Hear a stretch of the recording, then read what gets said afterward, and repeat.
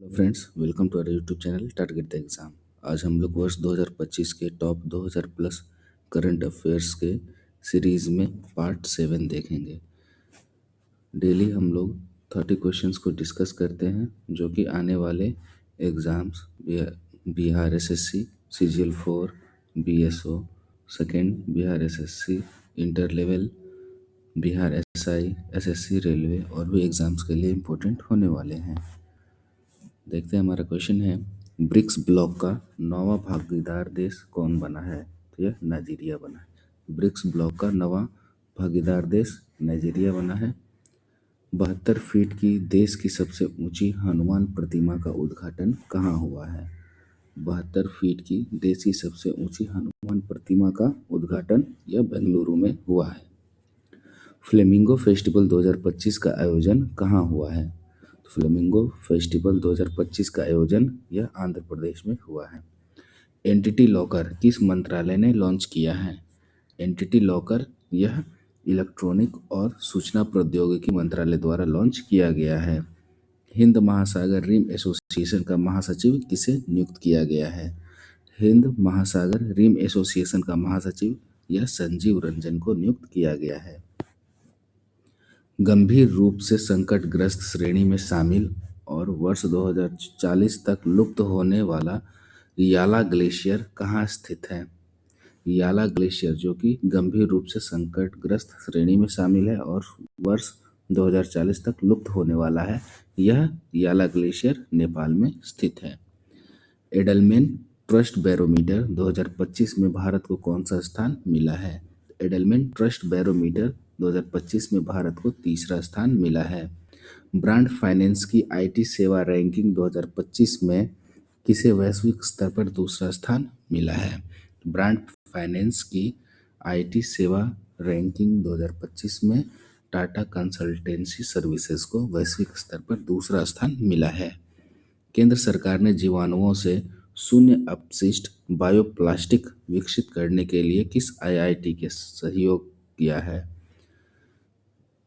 केंद्र सरकार ने जीवाणुओं से शून्य अपशिष्ट बायोप्लास्टिक विकसित करने के लिए किस आईआईटी का सहयोग लिया है? यह आईआईटी मद्रास है।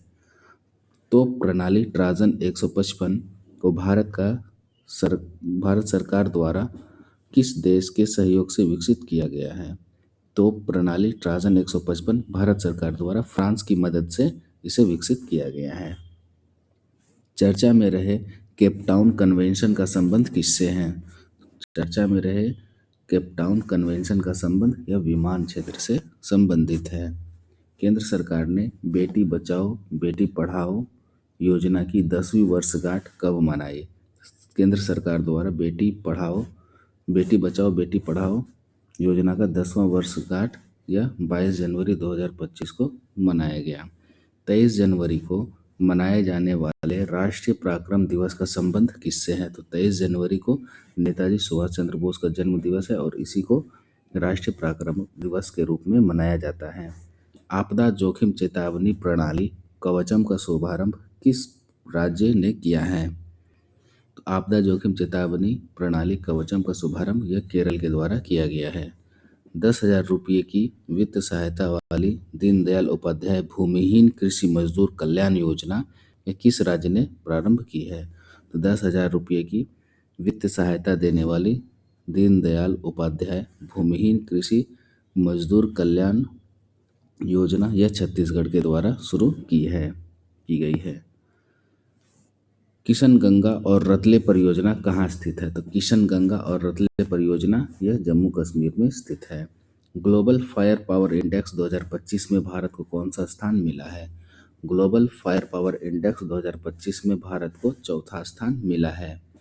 ग्लोबल डेटा की शीर्ष 25 वैश्विक बैंकों की सूची में किस भारतीय बैंक को शामिल किया गया है? ग्लोबल डेटा की शीर्ष 25 वैश्विक बैंकों की सूची में HDFC, ICI और SBI को शामिल किया गया है। सुभाष चंद्र बोस आपदा प्रबंधन पुरस्कार 2025 के लिए किसे चुना गया है? सुभाष चंद्र बोस आपदा प्रबंधन पुरस्कार 2025 के लिए INCOIS ये संगठन को चुना गया है। वर्ष 2025 में फीडे शतरंज विश्व कप का मेजबान कौन होगा? वर्ष 2025 में फीडे शतरंज विश्व कप का मेजबान भारत होगा। भारत के पहले CSIR मेगा इनोवेशन कॉम्प्लेक्स का उद्घाटन कहाँ हुआ है? भारत के पहले CSIR इनोवेशन कॉम्प्लेक्स का उद्घाटन यह मुंबई में हुआ है। भारत का पहला एयर टैक्सी प्रोटोटाइप शून्य लॉन्च करने वाली एरोस्पेस स्टार्टअप सरला एविएशन का मुख्यालय कहाँ स्थित है? तो भारत का पहला एयर टैक्सी प्रोटोटाइप शून्य को लॉन्च करने वाला एरोस्पेस स्टार्टअप सरला एविएशन यह बेंगलुरु में स्थित है। स्वामित्व योजना के तहत संपत्ति कार्ड वितरित करने वाला पूर्वोत्तर का पहला राज्य कौन सा है? स्वामित्व योजना के तहत संपत्ति कार्ड वितरित करने वाला पूर्वोत्तर का पहला राज्य यह मिजोरम है।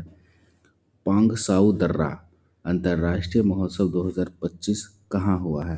पांगसाउ दर्रा अंतर्राष्ट्रीय महोत्सव 2025 यह अरुणाचल प्रदेश में मनाया गया है। 55वें वर्ल्ड इकोनॉमिक फोरम में किसे क्रिस्टल अवार्ड से सम्मानित किया गया है? 55वें वर्ल्ड इकोनॉमिक फोरम में किसे क्रिस्टल अवार्ड से सम्मानित किया गया है? तो ये हैं डेविड बेकहम, डायने वॉन और रिकेन यामामोटो।